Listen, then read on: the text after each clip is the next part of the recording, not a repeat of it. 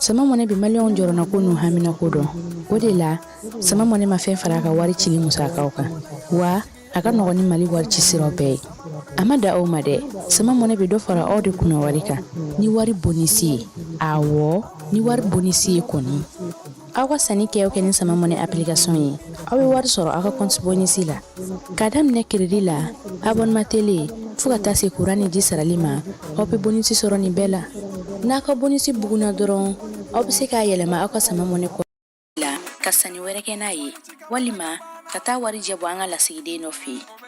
oye mone bo yerela aka chifle sisa ni sama mone application télécharger li Play Store walima App Store ka soro ko to sebe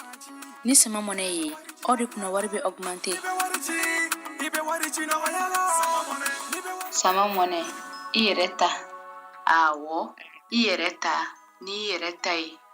لبيك اللهم لبيك Agence Dunia Travers Service ako abibu nyamasegi folike kanyesi aka sango hiji deumo au munu yedana ya takadaka au ka hiji labeni akechugo nyumana nantara herela kasegi herela dumunun kai berebereli kai nam mo be je fenfena u ba bela jelen kanye donc ambu foku barkada directeur mi to ba no fe no e Amadou Maïgaye ajora jorola nyemo ya ko fenfen ajora jorola kaniso ja mogola ka mogo berebere ka koto mogo tala mogo te mindo ka nyeira mogo la anyo barade soro dunya la mukele kono ako ka au bela jile la dunia silame munu be mali kono ani munu sigiro beno do nye jamana were umo ka fo sanwere u hiji ni u umura u baraw labe undamne nakaba wop mana au munu ba fe ka hiji ke damu lakana ni basigi kono Agence Dunia akeme ko fere bela jile tige ka hiji ke jugo nyuma kalaw bela jile labe ka bla awnye minyi ka do shiro ni damu ye ka surunya au ka bato ke yoro la dumini laki ka sanuma ubi tobe ka bla au ka bulu ka sagana ka wati bela jile la dogotoro jolon olube au no fe hiji ke yoro ani bato ke yoro wera bela jile la yoro be ani wati be bawo bulu kuma do o ka busa ne de singa di Agence Dunia Travel Service Jenywan kele mimbe au ka hiji ni au ka humura ke ka nya ale de do o fana ni au be kuna foni were nyini aye weleli ke 66 71 37 24 70 64 99 71 ni au be u ka yoro nyini u fle ni hippodrome yerela immeuble station soma ya fula kulukoro sira dala o fana minyi ka do Agence Dunia Travel Service ye kube duga uke hijini umura ke chugo nyuma ana musaka u ala ka no ya sira me bela jele yi innal hamda.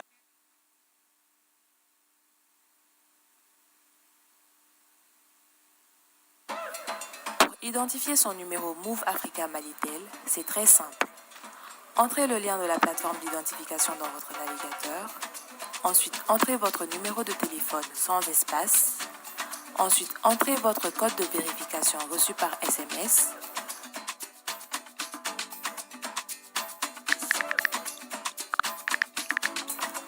Entrez vos informations personnelles, prénom, nom, date de naissance, numéro de votre carte Sanina.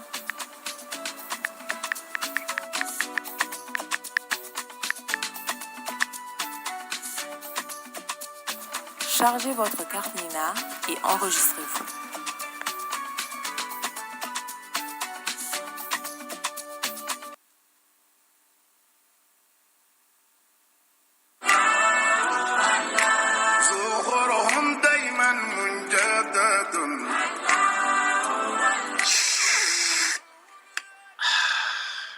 te duma kanubaw ample domine ko bibina bela jile sigle kundo ka temi nani kono anga jamana kono ashurula ni watina no e tever rasul atoko kadi chogo mina ate fanan kadi katemoga tever rasul ka tashin furo kono fika barada kono ana jabe nywana tever rasul nkewo ke ka tewuli fonga funji kala o bana ta butigi la doro ika fo ko tever rasul pena funjilama walima tever rasul nyamakulama walima a jasmine no mandiye a simple o fana be yino tever rasul ibe jafengo fe nyini tela a bela dilebe ka nyan zora konona na angana nyan nege ni ko te duma bibina iba fo ko tever rasul abe froko chenyi ngono ninga seba samvala la ko rasul a froko sanfe chebe nyame sanfe tamaro shun jugoro wa imago ba nasugo fe na o jabe o froko ga ni mago bɛ a bɛnɛfunjilama kan bɛnɛfunji ja b'o kan ni mago bɛ a ɲamakulama kan ɲamaku ja b'o kan fo ka taa bila jasmine na a n'a simple thé vert rasoul a jɛnsɛnnen don jamana in fantan naani bɛɛ lajɛlen la ni waati na grossiste fɛn o fɛn bɛ suguba la n'i sera o ma n'an ka quartier kɔnɔ ani sugu wɛrɛw la i bɛ thé vert rasoul sɔrɔ yen ni mago b'a camion va sanda la i bɛ wuli ka se ngolon na i ko makɔrɔ carré kɔnɔna na walima i bɛ nɛgɛjuru banba 76 44 30 29 79 60 31 60 n balimakɛ i bɛ ka fɛn o fɛn fɔ thé vert rasoul la ni nin bɛɛ b'a la ayi ne tɛ ɲininkali kɛ tuguni an filɛbaw ni an lamɛnbaw an b'aw bɛɛ lajɛlen fo dɔgɔkun kɔnɔ kibaruyaw kɛnɛ aw bisimila ale kan bi an bɛna na taa min ye faransikaw fɛ yen maliyɛnw burukinabew nigɛri n'a ka di an bɛ se k'a fɔ farafinna jamana bɛɛ lajɛlen minnu yɛrɛ sɔrɔ panafirikɛnw ka kuru kɔnɔna na olu ye wulikajɔ belebeleba kɛ kununko wulikajɔ belebeleba in hukumu kɔnɔna na sa min ye an tanti ye n'ale Aramata Mayiga ye sɔɔni sisan an n'ale bɛna ɲɔgɔn sɔrɔ josokaw olu ko ko u ka bingali min kun kɛra olu fɛ yen wolomasiri tabaw u ye wulikajɔ kɛ ye yaasa maa minnu fatura olu su bɛ se ka sɔrɔ cogo min Buguni Kankura o fana sera ka jɔ baaraw kurumo karili kɛra général de corps d'armée Sadio Kamara fɛ min kɛra o kɛnɛ kan an n'aw ye ani Sadio bɛ to ɲɔgɔn bolo sabula min ye Diripa ye ale ye kuma da sɔrɔ yecogo a y'o fana sɔrɔ bɔlɔlɔ sira fɛ sa maa min b'a fɛ ka Diripa ka kibaruyaw sɔrɔ wolomasiri tabaw ka kibaruyaw bɛɛ lajɛlen sɔrɔ i b'o sɔrɔ bɔlɔlɔ sira kan arajo sira fana fɛ 106 buruburu 6 i b'o sɔrɔ fana k'i to Mali fantan ani naani bɛɛ lajɛlen na Olso olu ye bamanciwale kɛbaa dɔw minɛ min ye bingalikɛlaw ye bingalikɛlaw olu fana kɛlen don ka fiɲɛ tigɛ nin waati na kuremalikaw la ani kɔkan kibaruya mun bɛ taa n'an ye Niger ale ni faransikaw yɛrɛ fɛ yen an na ninnu bɛɛ lajɛlen bɛn nɛgɛmɔ sɔɔni sisan an bɛ taa faransikaw olu fɛ yen fala ye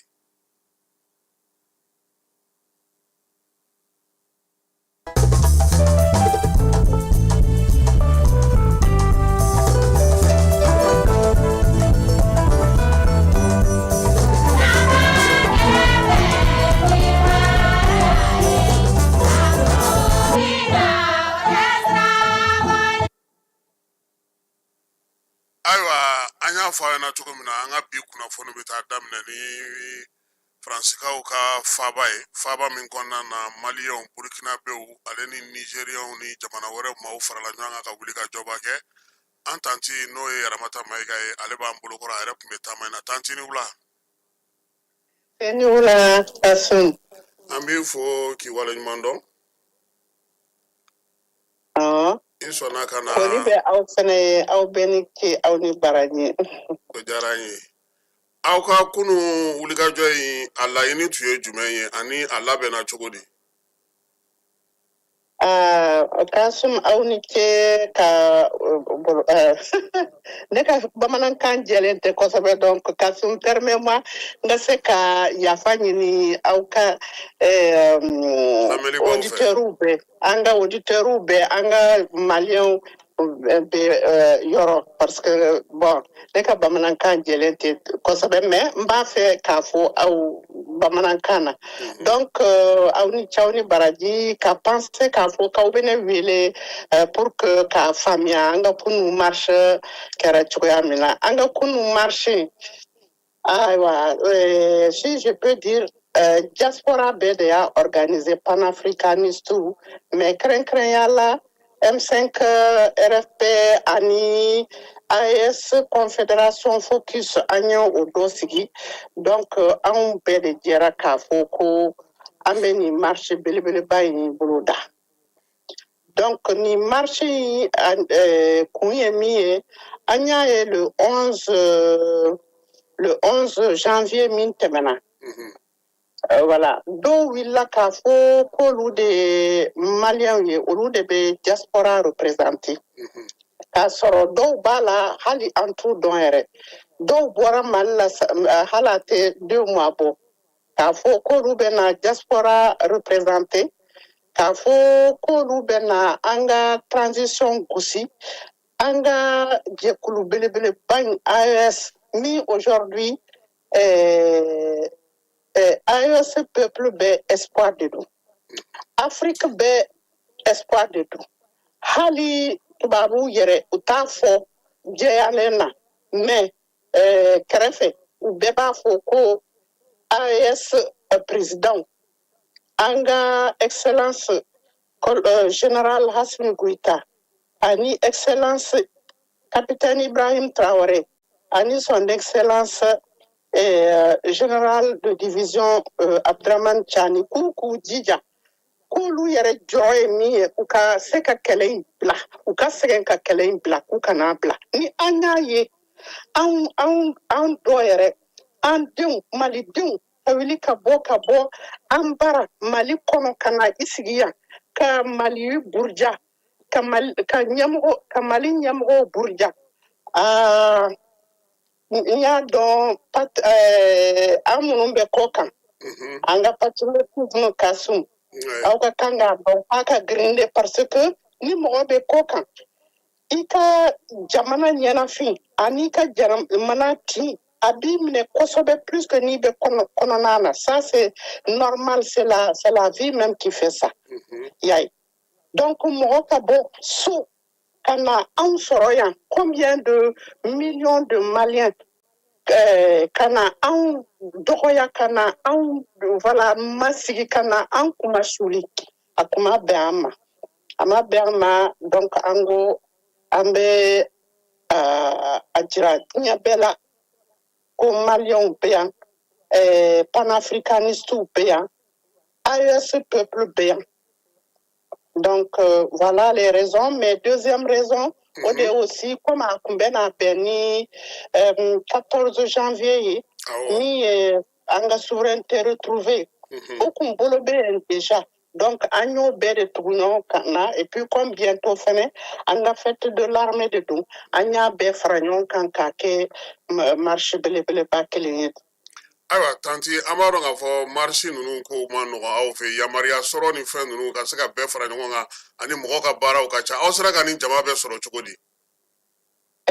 Wallahi Kasum i y'a fɔ yɛrɛ de a ma nɔgɔ dɛ surtout que an bɛ kɛlɛ min na bi kɛlɛ gɛlɛman de don aw minnu bɛ kɔnɔna na yen mɔgɔw t'a dɔn an bɛ ko min na yan wallahi menace ba de kɛra denmisɛnninw kan ka a bila bɔlɔlɔw kan ko ni mɔgɔ bɔra ka taa ni manifestation na papier tɛ d'a ma ka papiew bɛ minɛ a la kow cayara y'a ye. U ye mɔgɔw lasiran. U ye mɔgɔw lasiran. Ka mɔgɔw lasiran mɔgɔ minnu aw ka dahirimɛ bɛ aw papier ko de la n'a fɔra aw ye ko n'aw bɔra ka taa nin marche na aw ka papier bɛ minɛ aw la aw tɛ papier sɔrɔ tuguni dahirimɛ bɛɛ sirilen b'o de la ni papier minɛn'i la i ka soko banna ni so t'i bolo hali ni I furulen don denbaya b'i bolo aw ka diɲɛnatigɛ bɛɛ bɛ yɔbaya aw bɛ denmisɛnninw minɛ aw la c'est grave y'a ye mais malgré tout mɔgɔw ko k'u bɛ bɔ de ni papier bɛ minnu la a bɛ minnu la ni u b'u gɛn ka taa jamana kɔnɔ ka segin so an bɛ segin so ka taa an ka jamana baara mɛn nin marche kelen an b'a kɛ nin ye menace de minnu kɛra sur les réseaux sociaux yɔrɔ mais papier fɛngɛ autorisation minɛ ko fɛnɛ b'a la ni autorisation tɛ mɔgɔ bolo i tɛ se ka a marche kɛ donc autorisation fɛnɛ san'a ka sɔrɔ fɛn bɛɛ de kɛra dɛ mais ala ko bɛ Mali ko la wallahi ala ko bɛ Mali ko la sinon autorisation a ma d'a ma fo mercredi soir de autorisation o fɛnɛ san'a ka d'a ma u y'a bila ne ka mail d'habitude ni ne ye autorisation ɲini c'est à partir du lundi donc u bɛ réponse di le même jour ou bien u b'a di mardi mais ni sen u y'a sumaya de k'a sumaya ne ye sigi mardi ma mail ye ma téléphone ye mercredi matin n y'u wele k'olu bɛ ka a ɲɛɲini n'aw bɛ k'a ɲɛɲini marche dun ye samedi de ye k'olu bɛ ne répond finalement ne ye dɔ wele Kasum ne bɛ nin jamana in kɔnɔ kabini 1975 ni caman dɔn yan na donc n y'an ka mɔgɔw kɔɔri autorisation au lieu k'u ka ne wele k'a fɔ y'a di non u y'a bila an ka mail la n ye sigi fo 18 heures. O bɛɛ bɛ dɔ bɔ jama la. Pour que an kana jama sɔrɔ quoi u y'a traîner. Donc ne y'a ye sufɛla de la ko u y'a bila ka na sufɛla vers minuit ne wulila ka taa n ka association na ka taa mail signer k'a c'u ma. Pour que le jeudi matin, c'est qu'à sort. Parce que vous bâtez signer, après ne bâtez ma ou be sort qu'à signer tout au-delà le récipient est valable. Donc en réalité, ni marching, anya vraiment qu'à Goroba jeudi vendredi. Ah mais tanti anya wala k'a fɔ kɛnɛ ka ye jamana wɛrɛw drapeau bɛ minnu tɛ AES la olu dun ka jamanaw bɛ CEDEAO ko la o kɛra cogo di? Olu bɛɛ b'a fɛ ka bɔ CEDEAO ko la mais olu bɛɛ panafricanistes de ye les panafricanistes bɛɛ bɛ CEDEAO ko de la bi CEDEAO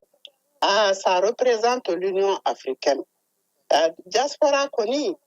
ni référendum de bi kɛ k'a fɔ ko Afrique bɛɛ ka kɛ AES kɔnɔ hakili la à 100% au référendum bi passé donc au-delà a drapeau ninnu Guinéens kun bɛ yen Camerounais Congolais les deux Congo centrafricains Gambie mais Afrique bɛɛ de kun représentelen don toute l'Afrique vraiment. Ayiwa tanti kumakuncɛ kuma jumɛn b'i fɛ? Ayiwa kuma min bɛ ne fɛ k'a fɔ o de ye Maliyɛnw ka da u yɛrɛ la. Parce que ni dari yɛrɛ la k'a fɔ ko kɛlɛ min bɛ sen na ne ka kɛlɛ de don an ka sini ɲɛsigi an ka den minnu bɛ na kɔfɛ olu ka ɲɛsigi de don parce que mɔgɔ bi kɛlɛ kɛ o kɛlɛ in i t'a tɔnɔ sɔrɔ mais i ka descendants olu de bɛ n'a tɔnɔ sɔrɔ donc bi AES kɛlɛ in hali ni gɛlɛya bɛ yen Maliyɛnw Burkinabɛw Nigériens nin kɛlɛ an k'a kɛ fo k'a se a dan na an ka ɲɛmɔgɔw an ka président saba minnu ye an don bato belebeleba de kɔnɔ ko nin bato in fo bato in ka se a seyɔrɔ de la le bon port an ka tugu kɔ vraiment anw ɲɛ bɛ baara min bɛ ka kɛ le Mali est en plein chantier Burkina est en plein chantier hein? Niger est en plein chantier. Sécurité ko bɛ yen mais malgré tout il y a l'espoir réel. Comme on dit, l'espoir fait vivre au TD. C'est l'espoir vrai, l'espoir visible. Là, il y a Robert Boucher, c'est pas n'importe qui. Qui a mis ici devant le journaliste Kafoko, lui n'est pas malien, c'est les Maliens de décider. Mais à l'ébétien des fois, à Niébemina, il n'y a aucun chef d'État au monde en 2 ans qui puisse faire ce qui est en train de se passer dans l'AES aujourd'hui. Donc, en diaspora kono, hein, mɔgɔw hakili la an tɛ degun na an tɛ gɛlɛya la an bɛ degun bɛɛ de la an bɛ gɛlɛya bɛɛ de la parce que français fɛnɛ degun bɛ yan gɛlɛya bɛ yan gɛlɛya bɛ yan fo k'a fɔ ko gɛlɛya bɛ yan mɔgɔ minnu tɛ deli ka delili kɛ mɔgɔ minnu tɛ deli ka taa fu ye poubelle kɔnɔ mɔgɔ minnu tɛ deli ka to kɛnɛma olu de bɛ kɛnɛma bi mais malgré tout an ko Mali de an ko AES de an ko Niger an ko Burkina ni Burkina ni Mali ni Niger ni tulu min bɔnna a kɛra tache d'huile ye ka Afrique bɛɛ minɛ wallahi Afrique bɛ bɔ nɔgɔ la moi je dis le maximum dans 5 ans an ka denmisɛnninw bɛɛ bɛ segin so ka taa an ka jamana jɔ parce que c'est de ça qu'il s'agit aujourd'hui ni aw y'a ye bɛɛ ko Occident mais c'est nous les Africains u ye anw de cɛ ka na yan pour venir construire l'Europe a n'an ka wari fɛnɛ ye a n'an ka nafolo a n'an ka dugukolo minéraux sanu ni uranium olu de nana Occident jɔ donc sans compter la main d'œuvre donc jama u ka tugu an ka ɲɛmɔgɔw kɔ wallahi n'an sɔnna an ka ɲɛmɔgɔw ma degun mana kɛ cogo o cogo a bɛna nɔgɔya n'ala sɔnna hɛrɛ kɔ degun kɔ hɛrɛ de don donc nous avons espoir que an balimaw minnu bɛ kɔnɔna na an n'olu bɛ ka kɛ hakili kelen ye ka nin kɛlɛ in kɛ hali n'a ka gɛlɛn a bɛna nɔgɔya. C'est ça notre espoir. Ne ka espoir y'o ye diaspora bɛ ka espoir de y'o ye. Ayiwa an b'i fo. Ici, si tu me permets, je vais vous remercier parce que vraiment, en parlant de mon foyer là, au bora, au cas folie belebeleba en Europe. Activiste au cas folie belebeleba TikToker ou fait ka folie belebeleba de béa. Panafricaniste ou beka folie béa. Parce que kɛlɛ jama de bi jɛ ka kɛlɛ kɛ bɛn kɔnɔna na donc bɛn ni mɔgɔw bɛnna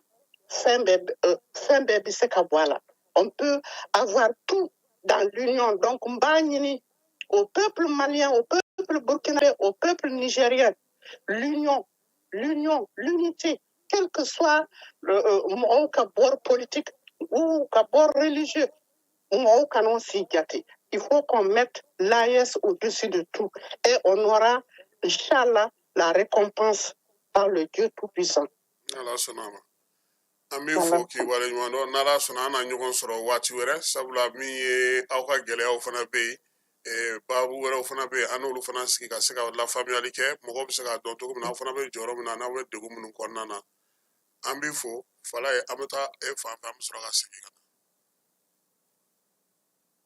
Ka bɛn ni baaraw kɛcogo ɲuman sabatili ye Société Énergie du Mali ale bɛna mise à jour kɛ a ka compteur papier Isako bɛɛ lajɛlen na don n'a nataw la ni fɛɛrɛ kura min filɛ nin ye a dabɔkun ye ka se ka jigiya to ye ani baara kɛcogo ɲuman k'o sabati ani maa minnu bɛ baara kɛ courant na olu ni ɲɔgɔn cɛ nin compteur baaraw bɛna kɛ ka bɛn ni octobre kalo tile 16 ye san 2024 b'a fɔ kɛɲɔgɔn bɛɛ lajɛlen ye a bɛna code 3 de sɔrɔ chiffre 20 na ta o ta n'o kɛra aw fɛ nka a tɛna kɛ kelen ye bilen nin baara in hukumu kɔnɔna la ka se k'a kɛ a ka ɲa kɔdu ninnu u bɛ da ɲɔgɔn kan cogo min na o de filɛ nin fɔlɔ i b'o don compteur bɛ sɔn o la i bɛ sɔrɔ ka filanan tugu o la compteur bɛ sɔn o la i bɛ sɔrɔ ka sabanan n'o y'a laban ye k'o tugu o la compteur bɛ sɔn o la EDEM SA ko b'o kɛ ɲɔgɔn bɛɛ lajɛlen na dɔnniya nin baara kura min filɛ nin ye sago tɛ se ka kɛ a kunna baara hukumu kɔnɔna la n'o y'a sɔrɔ kɔdi minnu salen don aw bolo n'a ma la baara fɔlɔ a y'u la baara ka compteur la yanni nin mise à jour cɛ n'a ye gɛlɛya sɔrɔ walima n'a mɔgɔ bɛ kunnafoni dafalan na k'u b'a da u ka kɛ ɲɔgɔn bɛɛ lajɛlen kulo kan a y'an ka centre d'appel wele min ye 36 077 walima a ka taa n ka agence dɔ la kelen na.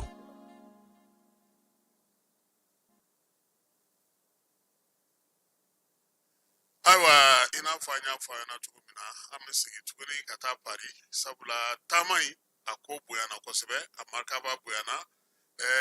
an ni Sɛki Sayibu Kɔnte de bɛna ɲɔgɔn sɔrɔ ale fana bɛ labɛnbagaw la Sɛki ni wula. Nba ni wula mon frère Kasim. Ko bɛ cogo di? Ni i ka lamɛnnikɛ jama bɛɛ lajɛlen ni wula a bɛɛ lajɛlen ni su a n'aw sigiyɔrɔ ɲantuma. Ayiwa an y'a ye k'a fɔ a ye wulikajɔ belebeleba kɛ tunu wulikajɔ in laɲini tun ye mun ye aw tun bɛ k'a kɛ kun jumɛn kama? Ayiwa Kasim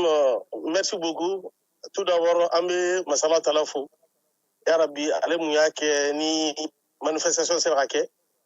an bɛ maliyɛn bɛɛ lajɛlen fo burkinabéw nigériens an b'u bɛɛ lajɛlen fo an b'a yɛrɛ fo a ka cɛsiri la a ka wulikajɔ la. Ayiwa laɲini tun tɛ dɔwɛrɛ ye o maliko de don parce que n'a fɔra k'a fɔ ko an wulila MCGRFP ka kɛlɛ kɛ k'a fɔ ko Mali a ka yɛlɛma hɔrɔnya Mali a ka taa ɲɛ n'a fɔra k'a fɔ ko CEDEAO ye o ko gɛlɛya anw ma mɔgɔw fagara nin yɔrɔ la miiri bɛ an ka martyrs la 10, 11, 12 juillet 2020 mɔgɔw barala CEDEAO ma fɛn sɔrɔ ka fɔ la mɔgɔw sara CEDEAO ma fɛn sɔrɔ ka fɔ la ayiwa n'a fɔra k'a fɔ o kɔfɛ embargo nana sigi an kan fɛn ma fɔ la Aïwa, on me sanctionné, mais en même temps, jamana wara mgo, au lieu de troisième mandat, ok, ou le quatrième mandat, ok, afin de faire lui. C'est les 2 poids 2 mesures. Donc, n'a pas de ko Mali, Burkina, Niger, ou le Fagnon, Kafou, si tu fais. On pourra go dire, Djemola, Kafou, Inch'Allah, ou premier, ka jamana demain, qui est Saraka. On pourra go dire, Djemola. Voilà, Bakroubala. Ouais, Cheikh, vous étiez aussi avec la diaspora africaine et les panafricanistes. Comment vous avez pu vous mettre ensemble pour organiser cette manifestation? Ok, merci beaucoup, Kassim. Je remercie d'abord Allah SWT qui nous a permis d'organiser cette manif. Je remercie nos compatriotes, les Maliens, mais aussi les Burkinabés, les Nigériens, toute l'Afrique. C'est vrai que nous, M5RFP Diaspora Aero France, ça fait un moment que nous collaborons avec les autres pays, notamment de l'AIS, du Burkina et du Niger, mais pas que. Il y a d'autres Africains qui œuvrent pour la souveraineté de l'Afrique, qui œuvrent pour l'unité de l'Afrique, qui sont avec nous. Donc c'est dans un esprit de solidarité que nous avons pu organiser cette manifestation. Voilà. Alors, aujourd'hui, on sait très bien que pour une telle mobilisation à Paris, ce n'est pas gagné d'avance l'autorisation, le fait de se mettre ensemble. Comment vous avez pu réussir? Alors, comme vous le savez très bien, et contrairement à certaines choses qu'on peut voir sur les réseaux sociaux, nous sommes en France, nous sommes chez nous. Pour certains, et même ceux qui sont, on va dire, ceux qui ont une carte de séjour, tous nous nous considérons comme étant chez nous. Et quoi qu'il en soit, nous sommes dans un pays où nous respectons la loi. Donc, dans n'importe quel pays, quand on fait une demande de manif, on attend d'abord l'accord de la préfecture pour organiser cette manifestation. Et Dieu merci, nous avons fait la demande a été acceptée. Et alhamdulillah, comme par le passé, nous faisons nos manifestations et ça se passe dans les meilleures conditions. Et c'est pourquoi nous avons encore, si vous voulez, la confiance des autorités, la confiance de la préfecture pour organiser ces genres de manifestations. Ce n'est pas une manifestation contre la France. Ce n'est pas une manifestation contre l'Afrique. Ce n'est même pas une manifestation contre la CEDEAO, mais c'est une manifestation pour soutenir l'AIS, pour faire en sorte que ce que le Mali a subi par le passé des dirigeants de la CEDEAO, que cela ne se reproduise plus. Je disais tantôt, pendant que les 10-11 juillet 2020, on tient nos frères, on tient nos enfants, où était la CEDEAO? Pendant que les terroristes, comment dirais-je, semaient la terreur, où était la CEDEAO pour aider le Mali? Et au même moment, on voit d'autres chefs d'État qui font des 3e mandats, des 4e mandats. Et ils ne sont pas sanctionnés, mais le Mali est sanctionné. Voilà ce pourquoi nous sommes sortis, voilà ce que nous critiquons. Tout simplement du 2 poids 2 mesures, tout simplement de l'injustice. Alors, dans les jours à venir, on peut s'attendre à quoi comme suite à cette manifestation? Alors, vous savez, la marche, elle est longue. Un travail n'est jamais fini. Moi, je dis tout le temps, nous ne sommes qu'au début. Je me rappelle, mes collègues, mes camarades de la diaspora peuvent le témoigner. J'ai toujours dit, même après la chute d'Ibk, j'ai dit que notre combat n'était qu'à son début. Et je continue de le dire. Parce que jusqu'à présent, nous ne sommes pas encore débarrassés des terroristes. Nous ne sommes pas encore débarrassés des voyous, ceux qui salissent l'image de l'islam. Et donc, de ce fait, le travail n'est qu'à son début. Nous devons rester mobilisés et dire même aux autorités françaises que le Mali veut simplement sa souveraineté. Le Mali n'est pas contre la France. Nous avons des destins communs. Pas plus tard que le vendredi passé, j'étais à Chasselet, dans le département 69, dans un cimetière où reposent nos soldats, les soldats qui sont morts pendant la Seconde Guerre mondiale. Et donc je disais que cela montre que la France a été reconnaissante envers ces tirailleurs sénégalais qui sont des Maliens, des Sénégalais, des Mauritaniens, des Nigériens, des Ivoiriens, des Burkinabés. Et donc de la même manière, Damien Boitier, qui est tombé suite à l'intervention de la France au Mali en 2013, des Maliens ont même donné leurs prénoms, les prénoms de leurs enfants, et comment dirais-je, le prénom de Damien Boitier à leurs enfants.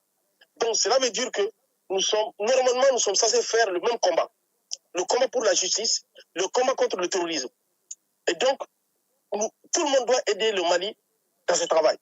Aujourd'hui, nous voulons que le Mali soit un pays démocratique, nous voulons un Mali souverain, nous voulons un Mali où les gens peuvent aller à l'école, nous voulons un Mali où les gens peuvent accéder aux soins, nous voulons un Mali où la corruption sera bannie.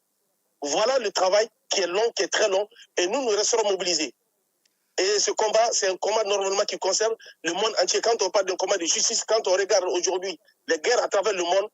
on ne peut pas dire qu'on a fait une manifestation, c'est bon, on s'assoit, on pose les mains sur les jambes. Non. Il faut travailler et nous allons continuer et dans la justice, dans le respect de tout un chacun. Awa, Cheikh, il y a un fois, c'est ça, pour moi, nous dala gagner si Malien ou Fanama, nous français. Awa, ne be wolo kamu lase Malien bela jilema. Oye anga ben. Oye anga mbulu nyoma. Au-delà mbafo aliya anga autorité de l'inclusivité. Au ka daele jamana kono dembe fenfe ko ata jamana koy. Daka yele be bekani seke. Ambe jamana ko fe na ya be ka foko kuran ko be malla. Alors que compétence bana ka Mali demain. Ama wole akagele. Nya fo kuma damene la on M5 RFP diaspora euro français. Ala de bada wuluka jomnge. Amma ke ko joroko aya ke ko jamana kanu.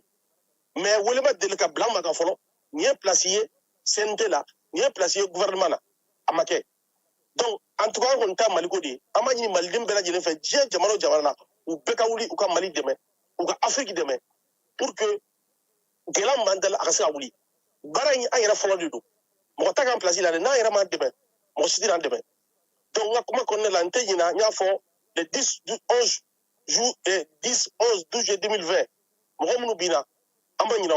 Albi, on va continuer pour le combat de la justice. Mais parfois, Al-Sam, Al-Mouroumou Bora, qu'on savait qu'à manifestation contre l'AIS, il y en a un fouillé à Kafo, Malila non, Jamana Djengoda non, en bede kili, en kang en bouli nyomadi, en manga ira Djena, Kafoko en fraledo, en ganga beko de la, en manga fraïra. Certes, je n'ai que deux, ni la manifestation que tant que à trois flabono, il te tient il can autoriser. À quel Malio, à quel Yayo, il can autoriser. Tant qu'il est loi respectée, tant qu'il est chara respecté. Donc, Alsa, en bénéfice, en un bol de Roma, Mali, t'es un peu la gelée. T'es qui pour le Roma? Opposition, autorité, société civile, belle calé, Becky pour le Roma, mon chita falete, mon chita falete. Jamana mberom nabi ni jamana chena achena mbedi ne ba fo asimiye ka fo toye al mo mu jamana koka u ka laje kwa dele be al no mun ko do nyona anga ya fa nyoma anga boli nyoma anga jamana blanc o de ba mbono la mi fo Cheikh. Merci beaucoup. Merci. Kasi foli be de e foli be jamana kono dembe. Merci beaucoup. Ya rabbi alibi alaka jamana kisala ka jamana tanga. Amina rabbi. Ya rabbi alaka ambe fe mamu here. Amina rabbi. Ya rabbi alaka isangorota alaka alsa ika bara alaka nya kadima. Amina ya rabbi. Ya rabbi alaka jisere toroma. Amina ya rabbi. Eni mari dem bela jele antenyina mo alisa terrorisme bega famuge ne ta fuma ko islamiste den ta ko jelisi terrorisme do bega islamiste troche albi mali anga mbolu nyoma anga seka ni fenkele pour que mali ko be chuka mena control asa kiti mo mbe bobo kata gawi ka tiga chila femi soro mo mbe bobo kata ndara ka tiga chila femi soro mo mbe bobo kata kai ka tiga chila femi soro amore yini jamana kondala ya rabbi alaka nya kada mbela jele ma amina ya rabbi et compte merci. Merci beaucoup. Nous y Cheikh Conté Mangaye Kabo Paris. Ni tamay falay. Ale ko ambo ku jame si kana Bamako. Na Bamako ame mobile tamta buguni. Kilomètre keme ani biolon vlao de bale ni Bamako faba che. Kambele bele ode jora buguni nga olu fei. Kabe fomma sa ko 82e régiment. No ye blende uye ko koni kurumbo karli kera Sadio Camara fait général de corps d'armée. Ayira saka bako tari keme wolonvla ani bidruni fla yoro injole no oka marama femina blaro marafa blaro mobli blaro panguru munumbe ne ulube chu no luka nga jigi min ye u ka subahana mansin belebeleba ninnu ye sa n'olu kan ka taa baara kɛ wolomasiri tabaw ye nin bɛɛ lajɛlen de kɔni bɛ kan belebele in kɔnɔ Sajo Kamara ale ka fɔ la a ko ko n'o y'a sɔrɔ Buguni ye Mali marabolo 11 ye bi a jɔyɔrɔ ka bon sabula a bɛ dancɛ fila ni ɲɔgɔn cɛ jamana fila Guinée ale ni Kɔnɔwari o kama fana ka kɛ ni a yɛrɛ dugujukɔrɔ nafaw ye ko jɛ tɛ se ka kɛ n'a ye cogo si la Buguni ka kɛ bolokɔfɛ fɛn ye bi min ye nin kan in sigi kun ye Général Sajo Kamara ka ko la o ko ko a bɛna na min ɲɛ a bɛna na nafa min ɲɛ a bɛna na baara minnu nɔgɔya Bamako yɛrɛ fana la lafiyali Bamanciwale juguya wale kɛbaa olu kɛlɛliko hukumu kɔnɔna na Sajo ko k'o ka bon kosɛbɛ ko wa ko Buguni kan in ko kan min don ko a nafa tɛ se ka fɔ fo ka se a dan na cogoya si la sabula Buguni yɛrɛ a ye kɛlɛcɛw di koyi kɛlɛcɛbaw Buguni a marabolo ye o di kabini bila ko tɛ ko sisan sa so ye kɛnɛ ye Bugunikaw u ka kan de ye nin ye u fana k'a minɛ ka ɲɛ u k'a tɔpɔtɔ ka ɲɛ min ye wolomasiri taba minnu bɛna sigi ye u k'u sigiɲɔgɔn ɲuman ye kibaruya ɲumanw ka d'u ma baaraw ka kɛ danaya ni tilennenya kɔnɔna na yaasa kan in a sigikun yɛrɛ ye min ye fala ye a ka se k'o ɲɛ an pilasi t'a la u ɲinɛna an kɔ wa n'an bɔra yen an bɛna Bamakɔ yan Sirakɔrɔ Megetanakaw fɛ yen polisiw minnu bɛ yen n'olu ka ɲɛmaa n'o ye komisɛri polisi Sori Ibrahima Tunkara ye ale ye siganama ni bingalima maa 4 olu wele k'u ɲininka o dalakan na sabula moto dɔw yera u bolo o weleli senfɛ sa a yera k'a fɔ maaw n'u bolominɛw lakana ni min ye bingaliw ye u bɛ se ka dabila cogo min na u ka directeur ba n'o ye général de brigade de police Sulemani Traoré ye ale ye laɲini min k'u fɛ ka kɛ n'u ka ministre ka kumakan ye k'o labatoli don fala ye maa 4 moto 10 o de yera u bolo moto 10 in a si bɔyɔrɔ ma se ka dɔn n'u y'u ɲininka ko nin don ko nin wa a kɛra k'i ma ka furako ye bilenman in don wa an yɛrɛ t'a dɔn an y'ale ta yɔrɔ min na o ko dɔ in ko nugujima in wa an yɛrɛ t'a dɔn an y'o minɛ maa min na o u tora o de la sa ɲininkali busamisɛn i b'a dɔn k'a fɔ ko min ye brigade min bɛ Sirakɔrɔ Megetana fala ye maa minnu bɛ yen olu ka ɲininkali u bɛ se ka ɲininkali 200 k'i kunna fɛn kelen nɔfɛ i na dɔ fɔ o la sa a yera k'a fɔ maa minnu yɛrɛ bingali kɛ u bugunatigɛ tɔgɔ BT ale ye san 33 ye OG ye san 20 ye ND o ye san 20 ye LS o ye san 29 ye sɛgɛsɛgɛliw kɔni bɛ senna Sirakɔrɔ Megetana sabula u y'a yira sa k'a fɔ ko ɲɛmaw ye min ɲini u fɛ n'o ye basigi ni lafiya nali ye u na tila u bɛɛ lajɛlen na ne ko an ka moto in t'a la dɛ a t'a la a yɛrɛ moto nin caman ye kura ye dɛ nin waati in na Joso bingali kun kɛra ye nin kalo in tile 10 n'o ye janvier kalo tile 10 ye olu yɛrɛ tun ye wulikajɔ kɛ ka laɲini kɛ k'a yira sa k'a fɔ Masina mara la dɛmɛ bɛ se ka don u ma cogo min na sabula Bamanciwale juguya wale kɛbaaw kɔni taara ka taa tiɲɛni de kɛ yen o tiɲɛni de kɔfɛ sa olu yɛrɛ ko sa ko sɔrɔdasiw de ka na ko ye ko ka se ka n'a lajɛ maa minnu n'o tora nin ko in na olu bɛ se cogo min na ka magɛn ka dɛmɛ cogoya suguya bɛɛ lajɛlen na min ye Musa Danbɛlɛ ale ye Joso ka ye a ko kibaruya dɔ kɔni bɔra ka bin bi an ka jɛ k'ale lamɛn alsa Musa Danbɛlɛ ko pasi kontila aba na fi Musa duo ke po ngome sima Bamakɔ no ngoni ne tuku be Masina fe Joso Masina Joso tuku menu mo fo ngo hawe le 10 janvier 2025 donc no appena jumado ko ni tuku ya attaqué on a fait un famo commencé à programme c'est que je me lado en fleur na station et puis le dimanche le 19 janvier 2025 en fleur on a 14h sur la chou connaissera tout le monde on sera tout le monde on doit connaître en fleur on a ça ouvert que je ne connais pas en fleur on a on doit regarder ça ala kana sabati ala kana sabati la kana sabati so fana am dugo ko ye ala ko la kana la ko la kana ko ka ca dare wani anti juguna de ma an jigi donc abse ke an mo bulo wati no tino wati na ko ni anti juguna asi jigi mami ni ke juguna ko ko wore de wala donc al faradu adama dodi an do daga al sala ke la kana sabati anuye ala kisi sabati anuye sallallahu alaihi wasallam asin bon ya fango mo flami na fon tuleno donc anyu na fon soro wa amo woro be kwani amo woro be kwani fa da yo be su soro tu kuna no wore nyare kuna no do warga la kino ala ko ta rasma ala fa ko abdi manande amo sallallahu alaihi wasallam asin bon ya fango aywa falai nu uluka tugula no ye damele wara ye kine tarake yenga donso de boara kulu bita dugu were ko do nyene bo bamanju wale ke ba dona amunu zena karani ke ba no angone duru do fiena o ma unsoro tara mamunu zoro wara lai ulu fa bi arme alesra ka wuli ga joge nala sona mamnu nga janaja ko fana be sena janaja yi uya yira saka foko ko ni be ka sika ke sura su nyena na falai anga marabolo bela jilen ko na bebe mi nyini o ko arme o ka tu kerefe ya sabara saka ka tugomi na mborai kure malekaw ulu fana ko ulu dekunenu kure male ko bibi na a eko ko bingali kala tati ni ngana kure male ya falai anye kure male ka do soro ale ko ni buguna tike to ko Japan ale resikilo no kure male wale amunu ngarai anga fana lame kasi mani kli smogo beri paste de ma beri toro sula ba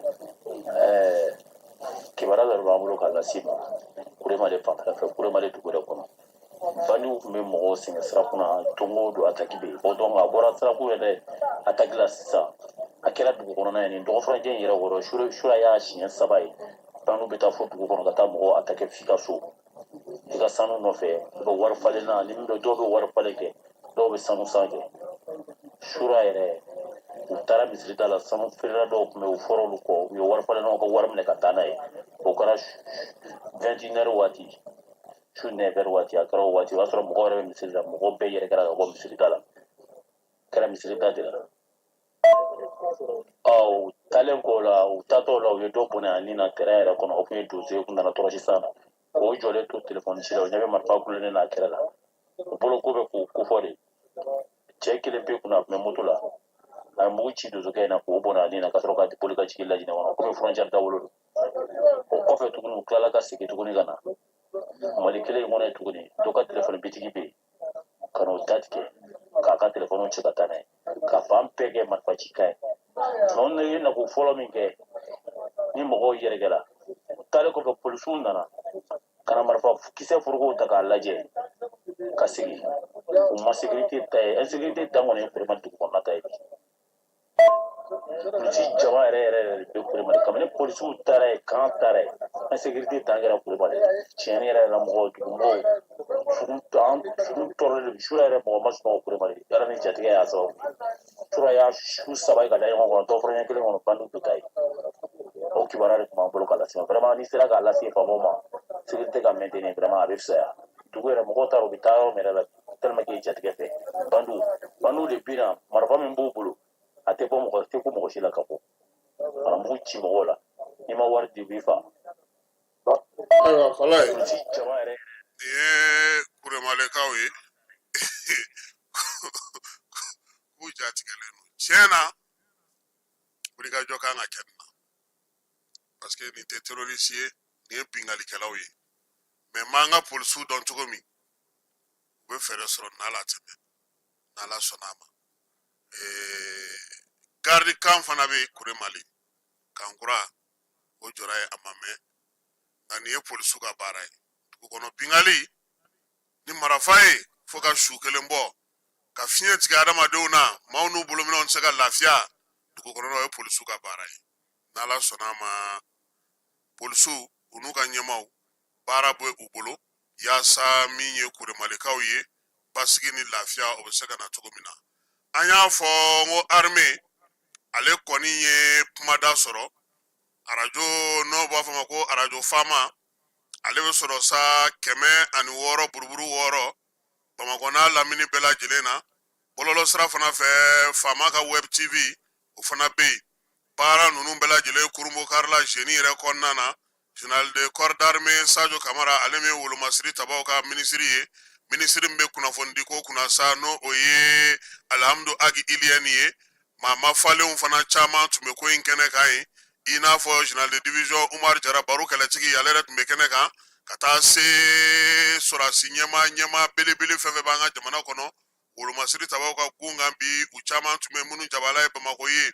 ko nin kibaruya dun so in a sigikun ye min ye o ye basigi ni lafiya o ka se ka na kibaruya sanumaw min ye sɔrasiw yɛrɛ ye u yɛrɛ k'u ka kibaruyaw di maliyɛnw ka lamɛn k'u to fan bɛɛ lajɛlen fɛ Burama Sumano ale ye foli kɛ nin ko in na koyi a ko nin ɲɔgɔnna ko ɲuman tɛ ko sabula mɛn da ye mɛn tigida ye ni sɔrasiw yɛrɛ ye min fɔ u ka ko la sa maaw na kala turu o la fɛn o fɛn bɛ yen bi n'o kan ka kɛ sɔrasi kunda kibaruya dicogo ɲuman nin na kɛ o ye ja sanumaw diripa bɛ minnu ta su ani tile fala ye o na kɛ sababu ɲuman ye k'a don a ko siramasuru ye min ye a ko siramasuru ye min ye fala ye ko ye sini ye n'o bɛ se 20 janvier don bon i b'a dɔn nin ko ninnu tɛ kɛ keba kɔ fiyewu a taara ye o a tun bɛ olu fana cɛla an ka Sajo lamɛn. Alhamdulillah rabbil alamin bi an bɛ yan président de la transition wala ka na an ka finitigilakaw ka arajo n'u ka tele korobo kari tele ni arajo min ye jamanakuntigi ka initiative ye ani ale de ye a musakaw bɔ hakilina ɲuman don ka da kan bi an bɛ kɛlɛ min na n'o ye terrorisme ko kɛlɛ ye a kɛlɛ bɛ kɛla médiaw fana kan donc ni arajo ni nin tele dayɛlɛ ni bɛna kɛ sababu ye an ka se ka maliyɛnw ni diɲɛmɔgɔ kunnafoni an ka jamana tagabolo yɛrɛ kan a bɛ kɛ sababu ye ka dankari minnu bɛ a essayer ka mɔgɔw bila fili la galon kan ka ɲɛsin an ka finitigilakaw ma kɛrɛnkɛrɛnnenya la donc an bɛ weleweleda min kɛ ka ɲɛsin population ma bɛɛ lajɛlen ka Fama TV ni Fama FM lamɛn walasa ka se ka u ka armée kɔkɔma don armée min bɛ yan u ka lakana kama. Merci beaucoup. Merci. Ayiwa Sijo a cɛ ɲɛna min ye arajo so fana ye minan ɲɛnamaw b'a kɔnɔ an ɲɛ kɔni ye min ye arajo minan na nin ye dernière génération ye an bɛ dugawu kɛ sa ala k'a ko ɲɛ fala ye ko Bamakɔ kɔnɔna na pano minnu bɛ jɔ n'an b'a ka publicité kɛ o kan ja sariyaw b'a la koyi pano caman bɛ Bamakɔ kɔnɔ bi olu kɔrɔlen don carrefour ni bɔlɔnbɔlɔn caman na maaw kɛlen don k'u kɛ fɛn wɛrɛw dulon yɔrɔ ye min ye pano ninnu yɛrɛ fana ye kuma dɔ la a bɛ ngalamu ci maa dɔw fɛ ka taa fɛn dɔw dulon a la k'a sɔrɔ ni maa si ma bɛn a la min ye pano ye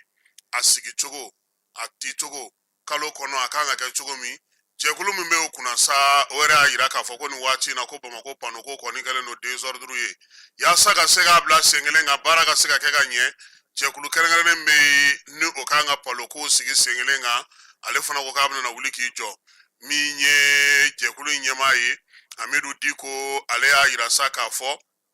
ko fɛn o fɛn bɛ yen n'an b'a ye duguba in kɔnɔna na yan tacogo ni bilacogo minnu bɛ u la dɔgɔkun hakɛ minnu bɛ yen ani fɛn minnu kan ka kɛ a caman bɛ yen olu tɛ bɔ a sira fɛ pano kɔrɔlen ni pano minnu karilen don minnu kɛlen don ka sira dɔw yɛrɛ minɛ sigicogo jugu ni fɛn o fɛn ko nin bɛɛ lajɛlen kan ka lajɛ jɛkulu min bɛ yen fana n'o o kan ka pano ninnu ka bugunnatigɛw kɛ ani k'u lakɔlɔsi maa kana se ka taa fɛn jugu k'o la o ɲɛmaaya o y'an yɛrɛ kɔrɔkɛ Amidu Sanpi ye ale ko baara in kɛli a kan ka kɛ ka ɲɛ sabula min ye ale yɛrɛ ye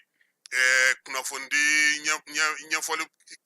kibaruya di yɔrɔ b'ale yɛrɛ bolo ni o ye agence de communication créé comme Afrique ye olu yɛrɛ kɔni pano min b'olu bolo olu b'olu lakɔlɔsi tuma o tuma b'u hakili to a la n'u ni maaw bɛnna min kan u b'a bɔ o sira fɛ wa pano fana kan ka lakɔlɔsi cogo cogo b'a kɛ ten fala ye agence de communication olu caman fana bɛ pano b'u bolo nka u mago t'a la dɛ lesɔrɔ ye ale ni damadɔnu olu de kɔni ka pano minɛ cogo ka ɲi ko nka e ko délégation spéciale tɛna wuli u nɔfɛ de k'a sɔrɔ ɲɛ bɛ nin na nin bɛɛ lajɛlen bɛ ministère de la communication ka yamaruya de kɔnɔna na publicité de don 14 janvier n'o ye janvier kalo tile 14 ye yɛrɛma hɔrɔnya kurakura o baaraw o kun cɛra min ye tako sabanan ye baara ɲɛmaya tun bɛ fanga ɲɛma bolo n'o ye général de division docteur Ablaye Mayiga ye ministre mun bɔra Burkinakaw fɛ yen ale ni Niger olu fana tun b'a kɛnɛ kan min ye fanga yɛrɛ yɛlɛmani n'a bolofaraw yɛlɛmani n'o ye Bakari Traoré ye ale ye foli ni bonyamasegin kɛ bɛɛ lajɛlen ye maa maa y'i sense kɛnɛ in kan ko kuncɛyɔrɔ la sa ko kimɛli min bɛ se ka kɛ bi o ye k'a fɔ malidenw ale ni an ka lasigidensow kɔnɔna na baara in ɲɛnamali don in ɲɛnamali baaraw sera ka kɛ yen ko lakɔlɔsili minnu kɛra ani majɛ minnu yera baara la olu nana latilen premier ministre ale ye bɛɛ fo sabula ale bolo filimakɛ koyi sabula baara in taara sira min fɛ a b'o sira kelen na hali bi maliyɛnw u y'u ka wulikajɔ kɛ ka taa sibila kɛ ka kɛ ni don in ye a bonyani a n'a maka mali Ablaye Mayiga ko kuncɛli la falen ni yɛlɛma minnu kan ka don ko olu na kɛ kalansen ye kalansen min fana ni gouvernement yɛrɛ na i sen t'o la ko in kuncɛli kɛnɛ kan sa min ye Burkina Faso kaw ka jamana ni jamana cɛ sira ɲɛnabɔ minisiri n'o ye karamɔgɔ Jean-Marie Traoré ye ale ye kuma ta ye koyi fala ye a ko Mali a bɛ lomulama ko nka k'a tɛ dafiri dɛ Mali tɛ dafiri AES tɛ dafiri farafinna tɛ dafiri min ye colonel major Saliou Mahamane Saliou ye ni ale yɛrɛ tun bɛ Niger n'ale ye Niger ka minisiri ye mun bɛ ka bolimafɛnko kunna ale fana tun bɛ ko in kɛnɛ kan nka ale ma kuma ta Burkinakaw ta kɔni o ye kuma ta ka taa sibila kɛ ka foli kɛ ka ɲɛsin Mali maaw ma fala ye an ye fɛn dɔ ye bɔlɔlɔ sira kan ko Mali fédération ye président ye lɛtiri kɛ fala ye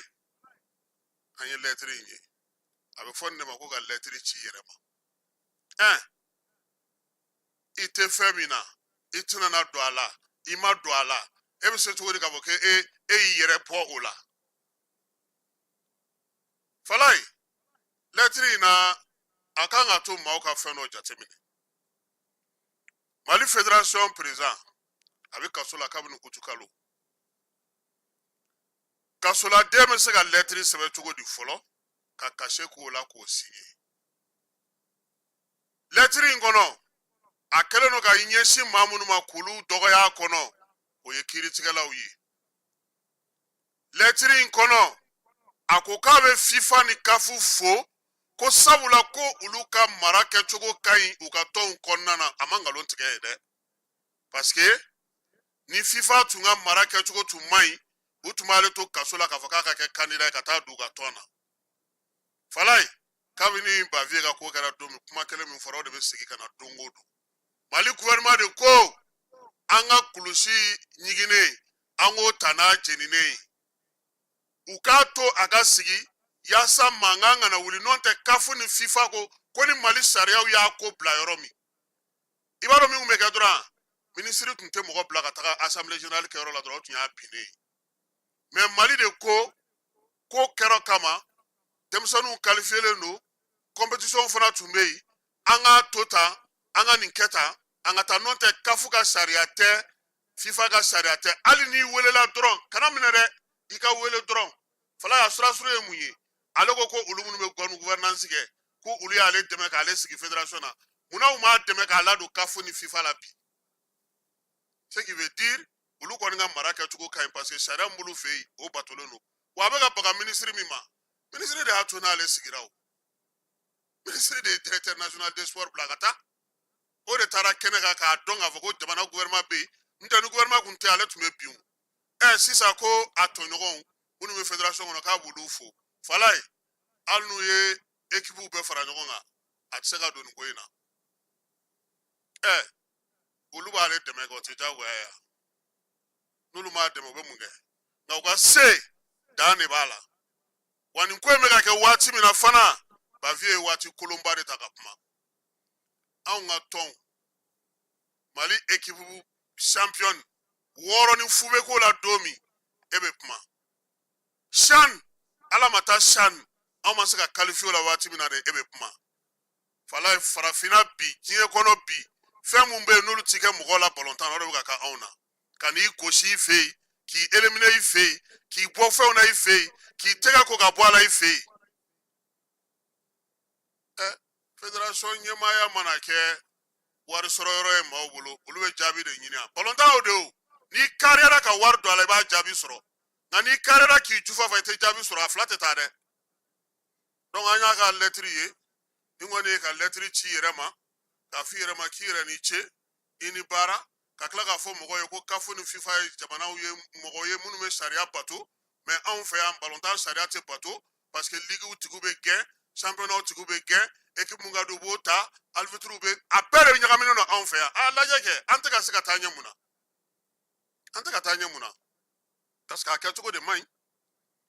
fala maa maa y'a cɛ siri diɲɛ kɔnɔ i bɛ nɔ bɔ hali Moritani ninnu minnu wulila an kɔfɛ ani Niger olu bɛɛ bɛ ka ɲɛ sɔrɔ munna anw tɛ ka ɲɛ sɔrɔ parce que an bɛ ka min kɛ k'o ye tiɲɛ o de tɛ tiɲɛ ye gɛlɛya min ye tɔnw sɔrɔ o gɛlɛya kelen de bɛ fédération kɔnɔna na bi aw yɛrɛ ka sariyaw u batobaliya don min na élection min kɛ an ye mun fɔ n ko kuma maa si tɛ Mali kɔnɔ sisan n'ale tɛ nka ɲɛmɔgɔw ko an ma ko a ye sabali an ka nin to tan u kana na ko wɛrɛ wuli an ka mɔgɔw kalifelen don k'an ka taa Côte d'Ivoire an k'u ma hali n'an taara an tɛ foyi sɔrɔ ko ayi k'an ka to an ka taa an taara a wulila mun na bi bi in na a bɛ cogo di bi basket de kɔni bɛ k'an kunna ja donc an ye lɛtiri in ye nin kɔni ye ka lɛtiri ci yɛrɛ ma parce que kafu ni fifa jɔyɔrɔ ye fala ye hali n'i welela dɔrɔn i ka wele dɔrɔn han i tɛ kulu i ka wele dɔrɔn k'i ye suyɛni kɛ kaso tɛ dɛ i ka wele dɔrɔn ko guwanen yan kafu mɔgɔ minnu nana ko olu bɛ ni Mali sariya y'a bila yɔrɔ min olu b'a o de kɔ olu tɛ fɛn na olu bɛ Mali sariya de kɔ Mali de ko k'a ko to ta o minisiri yɛrɛ nɛnnen don Baviye fɛ bi k'ale bɛ kiiri gɛlɛya kɔnɔna na ale ma wa ne bɛ min fɔ Baviye ye fɛn minnu fɔ a ka lɛtiri kɔnɔ n'olu ye tiɲɛ ye a kan ka bɔ fédération fana na a ye degun minnu fɔ n'olu ye tiɲɛ k'olu b'a kan a kan ka jɛ fédération yɛrɛ fana ɲɛmɔgɔya kɔ bi parce que i tɛ se ka nin bɛɛ fɔ ka tila k'i sama o fɛn nɔfɛ tuguni en tout cas an kɔni bɛ k'a lajɛ je m'écris moi-même o de ye nin ye ka lɛtiri ci n yɛrɛ ma kɔni o de ye nin ye sinon kafu ka mun bɛ nin na fifa ka mun bɛ nin na foyi ka baga minisiri ma k'o nɛni k'o dɔgɔya o m'ale dɛmɛ fɔlɔ e kɛra minisiri min dɛmɛ o tuma min na ale kɛra fédération président ye ni mɔgɔw sɔnna o président in ma a taara a y'a sɔrɔ est-ce que mɔgɔ y'a nɛni a m'a fɔ ko jamana k'a dɛmɛ o la o b'a sɔrɔ a bɛ kɛnɛ ma sariya tilennen kun don o la o donc nin kɔni nin ye ka su ko an na de tuguni ɲɛmɔgɔ kɔni kan ka u ɲɛsin farikolo ɲɛnajɛ ma n'a ma ɲɛ k'aw bɛ ka nin balontan yɔrɔ bɛɛ jɔ a ye mɔgɔ ɲɛnɛmaw ɲini minnu b'u ɲɛsin farikolo ɲɛnajɛ ma minnu bɛ jaabi di an ma an bɛ se ka dusu suma ni min ye farikolo ɲɛnajɛ tɔ bɛɛ bɛ ka hali ala ma taa nɛgɛsobolilaw olu bɛ ka Mali nisɔndiya bi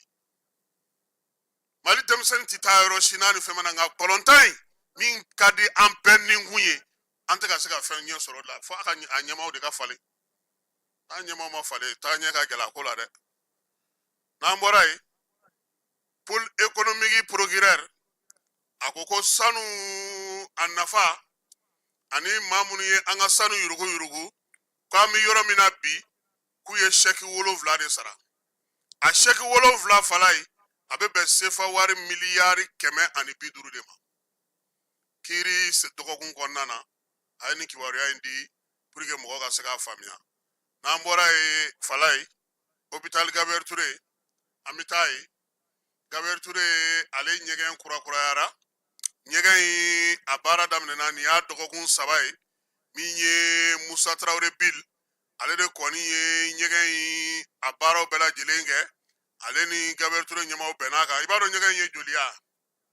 ɲɛgɛn 20 don 16 olu ye n t'a dɔn toromato ye 4 ye donda ye ko nin ye ɲɛgɛnw ye Gabriel Touré la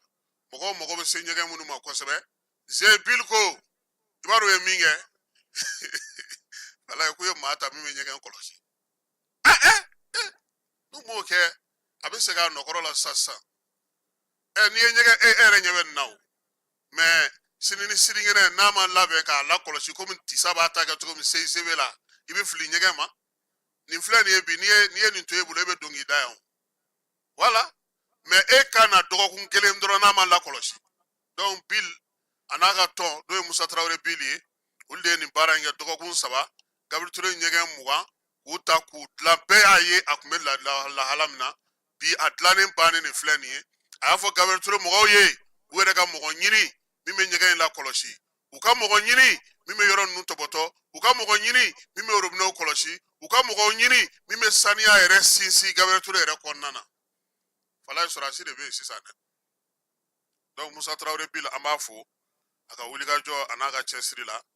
ka se ka nin yɔrɔ in k'o bila yen juma tɛmɛnen min ye BMS ye maa 8 taara sɛgɛnnafiɲɛbɔ la olu fɛ yen o maa 8 sa u ka ɲɛmaaba n'o ye Lafiya Koyita ye ale ye yɛrɛ kɛ ka bonyamasegin kɛ u ye a fana senfɛ fana a yera k'a fɔ fana ko min ye maaw ka tagali fana na ale ni u ka samɛ foli o bɛɛ lajɛlen donna ɲɔgɔn na yaasa ka se ka ko sankɔrɔta k'a diya kosɛbɛ Mohamed Jaabi ale ni paracetamol olu tun bɛ kɛnɛ kan ka kɛnɛ ja maaw bolo Aliko Dangote ko ale bɔra Ginekaw fɛ yen ani Gine jamanakuntigi kumana a y'a yira o la k'a fɔ u k'u ɲɛsin sɛnɛ ma ni Gine b'a fɛ ka lafiya k'a ka ɲɛsin sɛnɛ ma a ko hali ni mangoro kolo fili yanni ka na dɔgɔkun kelen k'a b'a sɔrɔ a falenna Gine k'u ɲɛsin sɛnɛ ma yaasa Lagine a bɛ se ka bɔ degun na cogo min u ye fɛn damadɔw de fɔ ale ye k'u ka baara k'o kan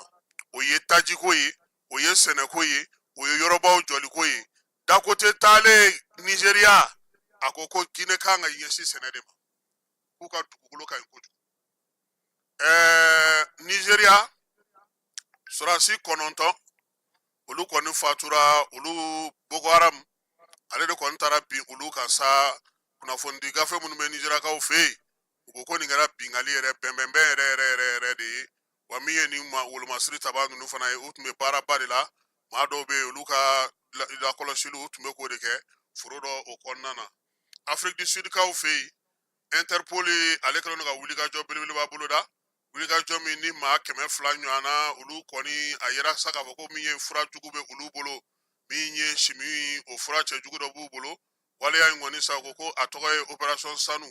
wulikajɔ de bɛna kɛ sa yaasa ka se ka lara wulili kɛ u y'a yira sa k'a fɔ ko min ye ale wulikajɔ in ye a tɛna dan yen dɔrɔn ma koyi Burkina Faso b'a la Gambie Senegal yaasa maa bɛ yen n'olu bɛ nin bingali wale ninnu kɛ sa falaye ka se ka olu minɛ Mozambique maa baden de wulila k'u jɔ fanga sinamatɔnw k'a yira sa k'a fɔ ko waleya minnu kɛra n'o ye kalata ye k'u ma jɛn n'a jaabi ye bi u ma jɛn n'a ye sini wa u tɛna na segin u kɔ Faransikaw fɛ yen banajugu bɛ yen n'o ye grippe ye ko ale kɔni fanga bɛ ka bonya kosɛbɛ Faransi yɔrɔ caman na min ye bolofaraw caman ye k'a daminɛ nin kalo in tile 15 la sɛgɛsɛgɛliw y'a yira sa k'a fɔ kɔni ko a kɔni bana in bɛ ka taa lamɛrikɛnw olu bɛ wulikajɔ la n'Ala sɔnna ma sini n'o ye janvier kalo tile 20 ye Joe Biden ale b'a ka kasaw kuru ka bɔ Maison Blanche kɔnɔna na télévision sobaw diɲɛ magobatigiw maa minnu bɛ yen ni olu ye subahana mansin ni bɔlɔlɔ ŋanaw ye ko ninnu bɛɛ lajɛlen selen don ka ban États-Unis kaw fɛ yen falaye ko baara bɛ daminɛ ni mun ye Donald Trump a kan ka tɛgɛnɔbila min kɛ n'o y'a ka signatiri ye a b'o kɛ k'o yira bɛɛ la o mana tɛmɛ ka bɔ yen gafe min bɛ yen ni maa min bilara nɔ na n'o y'o d'a ma a b'o di u ka nucléaire kɔdi falaye u bɛna nin nucléaire di ne ma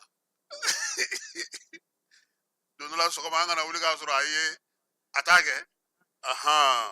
k'olu a n'u ka masiri tɔw bɛɛ lajɛlen olu bɛ latɛmɛ a ka bolo ka sini a n'u ka musakaw halisa États-Unis kaw fɛ yen jamanakuntigi kɔrɔ n'o ye Barack Obama ye ko ale ko ni Ala sɔnna a ma ko Donald Trump ka wolowasigi k'a ti k'a kɔ ko k'a n'a furumuso bɛ na Jimmy Carter ka fatuli don k'ale de ni Trump k'u sigilen don ɲɔgɔn kɔrɔ k'u ye masalalaw kumana kosɛbɛ ko hakilina minnu b'a la n'a ma dɛmɛ k'a ti ɲɛ ale kɔni jɛra n'a ye ko k'a yira sa k'a fɔ ko a na ye nka muso e ko o y'a yira k'a fɔ k'ale ye man di kɛnɛ in kan dɛ ayiwa ko min kɔni ye lamɛrikɛnw ye olu fɛ yen maa tɛ bali nin ko ninnu tɛ bali maa la sabula kabini kuma jan nin y'olu ka jamanaw taacogo ye korodi sudikaw fɛ yen min ye u ka jamanakuntigi ye e ko u m'ale dulon de sabula ko kabini u ka maa mafalen dɔ bɛ yen o minɛna minɛlen kɔfɛ sa ko jamanakuntigi fala ye politiki ko ma ye ko politiki ko o de y'a to n'u ye nin kɛ bi wa min ye u ka sariya fana ni min ye maa kofɔlen min ye n'o minɛna k'o kan ka jɔ gende la de ka a fa koyi wa k'o tɛ foyi ye olu ɲɛna nka min ye diɲɛ selekena ni tɔnw ye olu de kɔni jɛrɛntɛlen n'o ye nin waati in na sabula u y'a yira sa k'a fɔ ko o ko in o tɛna bɛn u ma cogoya si la sariya minnu bɛ yen u tɛna se ka olu labato min ye kɔkan kibaruyaw la hali bi Israel ye ale ni Palestine ko bɛn ko mɔgɔ bɛ se k'a fɔ k'o sɔrɔla wa min ye nin waleya ninnu ye o ko b'a yira sa k'a fɔ nin waati in na min ye Israelkaw ye olu kɔni u y'a yira sa k'a fɔ o tɛna se ninnu ma nka bɛ kuma na dɛ fala ye k'u ka cɛden dɔw bɛ olu minɛlen don maa caman bɛ bi olu bɛ degun kɔnɔna na k'olu ka se ka sɔrɔ fala ye an y'a fɔ yan kununko ni kunnasini ko hiji ta a ko bɛɛ lajɛlen bɛ ban ka bɛn pewu février kalo tile 19 ma Sikaso ka dɔw ka passeport tununa dɛ a ko kɛra cogo min an tɛ jɛ ka Dawuda Kone lamɛn Dawuda Kone ale ye agent de communication agent de voyage min ye Kanda voyage ye a ko kɛra cogo min an k'a lamɛn a yɛrɛ b'a ɲɛfɔ ale. Monsieur Kassim Traoré, bonjour, David Kone Sikaso. Voilà, ne de tun ye wele an balimakɛ ka avis de pertinent. Kanda voyage directeur Sikaso Abdul Karim Kulubali a taara Bamako kunu ni hejidenw ka passeport ye a ka saki kɔnɔ a ye mobili lɔ da la a ka kin a tun bɛ sɛbɛnni kɔrɔ a ye mobili lɔ da la saki bɛ mobili kɔnɔ ka don so kɔnɔ san'a ka bɔ a y'a sɔrɔ dɔ ye mobili vitiri ci ka taa ni saki ye wari kɔni tɛ saki kɔnɔ nka hejiden minnu tun kan ka enregistré sini u ka ɲinɛ hejiden 2025 donc a tigi taara ni saki ni hejidenw ka passeport caman ye a kɔnɔ an b'a ɲini balimaw fɛ ni mɔgɔ mun ye saki fililen ye walima passeport fililen ye u ka ɲɛ an ma k'a lase Abdul Karim Kulubali ma a yɛrɛ bɛ Bamako n bɛna a ka numéro joint ni vocal la Traoré n baraji ala k'i sara yɛrɛ la i bɛna dɛmɛ min don an ye nin ye ka yarabi ala ka kɛ hɛrɛ ye sijan ni kɛnɛya nafama ala k'o d'an ma merci beaucoup. Ayiwa Kanda voyage directeur Abdul Karim Kulubali dɔ de a ka mobili vitiri ci k'a ka saki ta saki ni hejidenw ka passeport de b'a kɔnɔ an bɛ dɛmɛ de ɲini na a bɛ se ka ye cogo min na merci.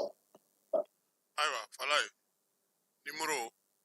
77 05 05 77 77 05 05 77 79 40 70 58 79 40 70 58 77 fu duuru o y'a ka nɛgɛjuru sira fɔlɔ ye 77 fu duuru 79 40 o ye Abdul Karim ka